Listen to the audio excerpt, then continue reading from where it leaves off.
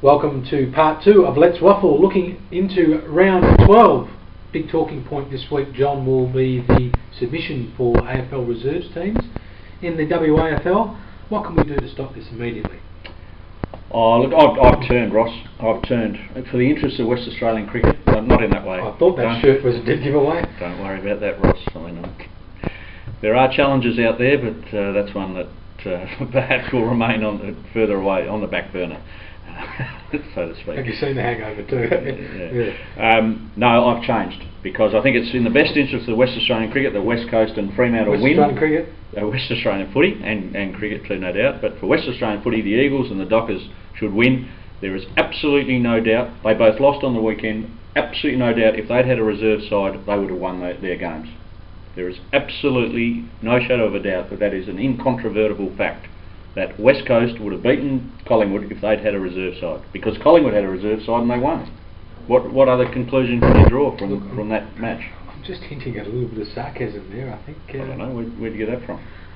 I've grave concerns, John, about how Fremantle would have fielded a team this week, considering they didn't have enough to field an AFL side, let alone a reserves team. They had a bench and a little bit of a midfield rotation, and that's about all. Seven Fremantle players in the WAFL on the weekend, so clearly that's the biggest issue, I suppose, the biggest immediate issue. How are they going to fill that side? I am sure that they will have a model where, although they've actually said that they won't stop players going back to their original WAFL clubs, I'm sure that there will be a model where a delisted player there's an incentive for him to stay in their second team. So whether that's, in Brett Jones' situation, he's out of contract at the end of the year. Whether they say at the start of his last contract, right, we're giving you 2 years, and the third year there's an option perhaps for you to play for us in the WAFL. But I'm sure that sort of circumstance will come up.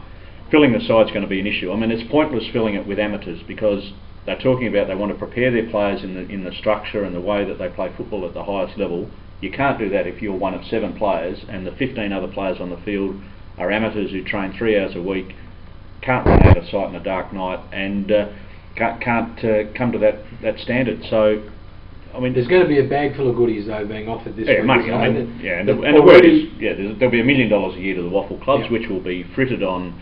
They'll paint their goalposts and they'll have a new assistant coach and they'll put a receptionist on. Well, that's the one thing the Football Commission are very conscious of, that if there's an extra $50,000 per club, what that money is going to be spent on. And I think the WA Football Commission really want to control that money so that it's used for maybe state games and stuff that benefits the whole competition rather than just the club interests, as you say, just putting up another set of. I mean, $100 grand a year. I mean, you look at some of the ramifications. One, I think, is that the salary cap will go up. Not that there's, it's proved to be much of a device in the last couple of years. The point system is far more effective than the salary cap. But you look at Claremont's situation, or maybe East Fremantle's situation, and they've been lucky in recent times that they've had a lot of homegrown AFL listed players on their list. But for them to replace 6 players, that's going to cost them far more than $100 grand, isn't it? If they want to be competitive or to try and maintain their level, to replace Jones, Swift, Stevenson, or at East Fremantle, Bukavaz, Houlihan, some of those other players that they've got there, Kobe Stevens. Brennan. It's going to cost you 10 grand to bring them from interstate. You're going to pay 10 grand in a transfer fee. You're going to pay them 25 in the salary cap. Every player, every interstate quality player is effectively a 50,000 outgoing to get them, 40 to 50,000 outgoing. You get 100 grand a year. There's 2 players, and you're worse off than you were. So that money, that's a pittance. It's not going to help them in any way. The mail that we're getting is that they're going to offer about $1 million a year. What happens to the $1 million that they're normally now paying as part of their licence agreement? Is that going to come out of that area? Well, it's a very interesting one. Do you think that the WA Football Commission, which owns the licences of both clubs, if they can turn around and say, well, look, we can generate another $1 million for state footy, why isn't that being done anyway? And then why isn't the WA Football Commission saying, well, if you can do that, we'll take that, thanks, fellas. Yeah, there's a series of questions, aren't there? I'm a bit concerned about the WAFC stance on this, because it does seem that they're quite cold on this idea. There isn't a lot of love within the commission for AFL reserve sides. But then they're saying, well, we'll leave it up to the WAFL clubs to decide. Well, maybe you should just say, no, it's not going to happen. And they do have the executive power to do that. Yeah, I mean... But now there's lumped it so that the WAFL clubs could say no. I mean, it's the same with Peel. I mean, they threatened 1,000 times over Peel that if the clubs turned around and had their say, that they would exert their executive power. Yeah, the chronology will be, we know that's pretty simple, that the clubs will this week lodge their submission to the Commission. There'll be briefings to the WAFL clubs and stakeholders and media and what else. The Commission will accept responses from the WAFL clubs. Then they will make a decision whether or not to trigger a WAFL vote. The Commission can still decide that it's not worth pursuing, and they may well do that.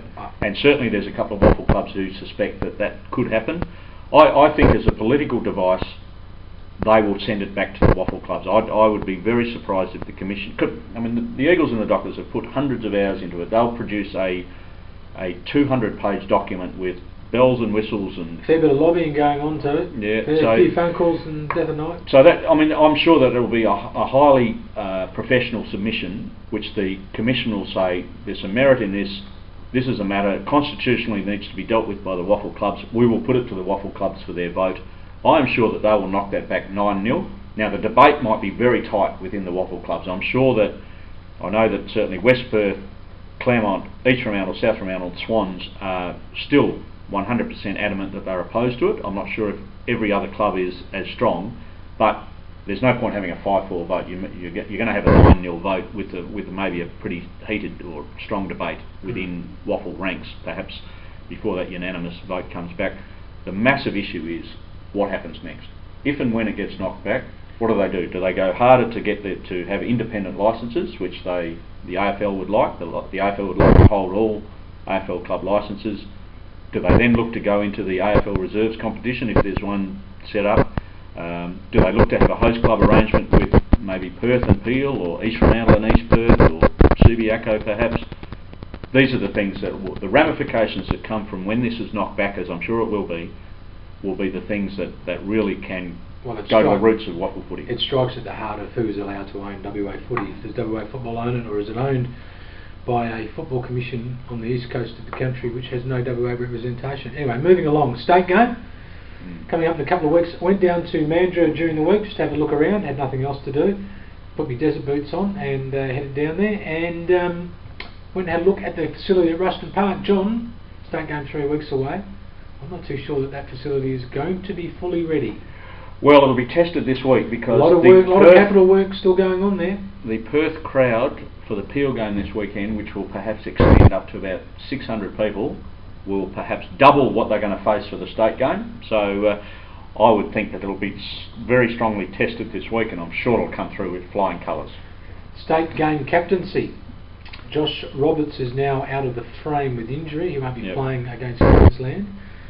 Who else can we have to lead? Jason Salicic is the stand-up replacement, I guess. He's the club captain. They were flying. They've just dropped off to second place on the ladder, but he's a state regular. He's an inspirational player, and he's probably not a player who's in your face like a Peter Bell might have been, or recent captains like Toby McGrath or Josh Roberts himself. But I think he's the most credible candidate. He'll probably be the only candidate, and I'm sure he'll do a pretty good job.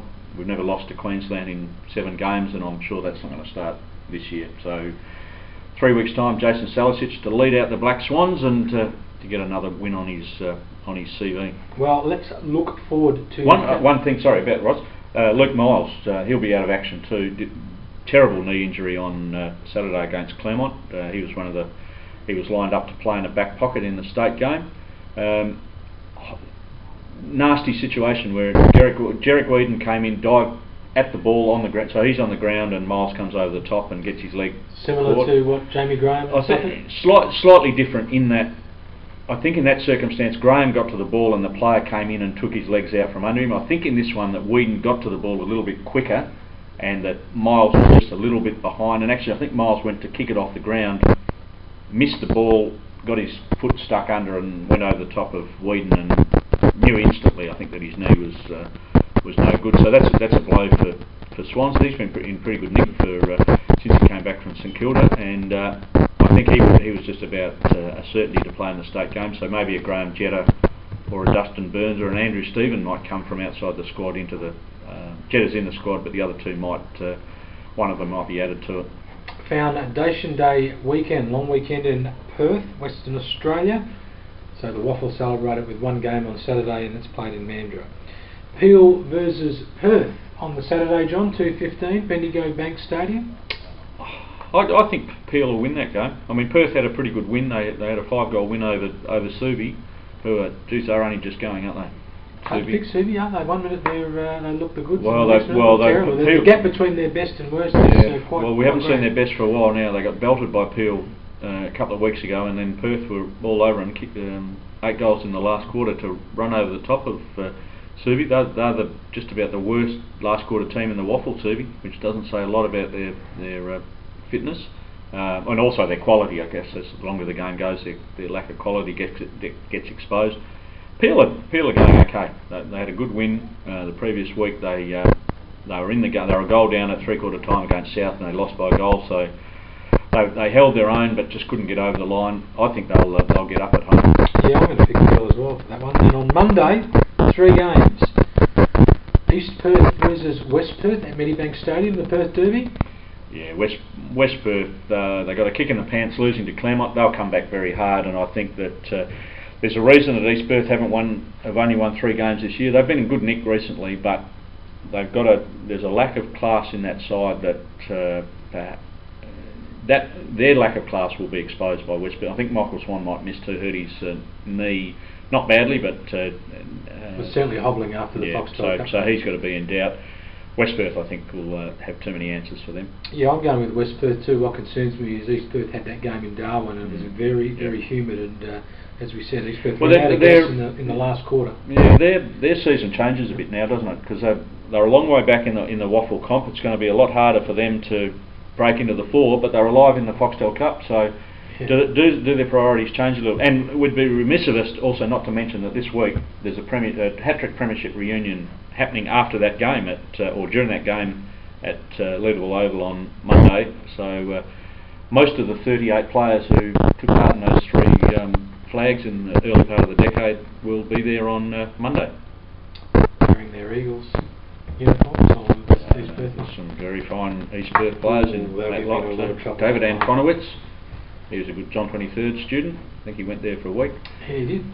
David Haynes, who was another fine East Perth product. Yes. East Fremantle versus South Fremantle is the other derby down at Fremantle Oval East. That's the one I'm going to refer to it now. Fremantle Oval East. Right, because you think it's a lesser oval or what? Well, I'm trying to get them to Fremantle Oval, so I think if I can condense the name that way, then we may move it over. People may go to Fremantle Oval. Yeah. South have just been holding on, haven't they? They've lost to West Perth and Claremont the last 2 weeks previously, 1 and 2 on the ladder. They held on against Peel, and they beat East Freo not that long ago, but I think East Freo will turn the tables on them this week. Yes, you can't deny confidence, and the Sharks have got that after their run of wins. And in the last game, Claremont Subiaco, Claremont Oval, just saying that Swans had the bye. Yep.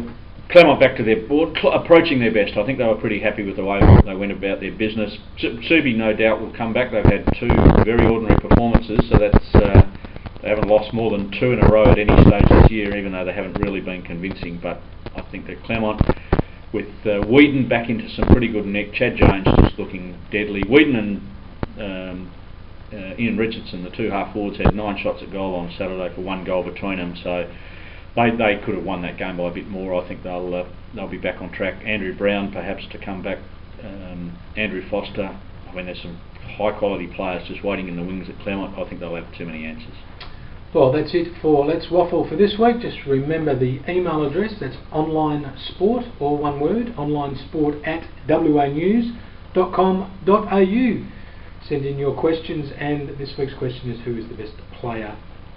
I haven't really turned, Ross. Who is the best player in the WAFL? Well, we'll see you at a game over the long weekend. It'll be an exciting weekend of fixtures, John. Looking forward to going to the Perth Derby. And please stay with thewest.com.au for all your WAFL news and action.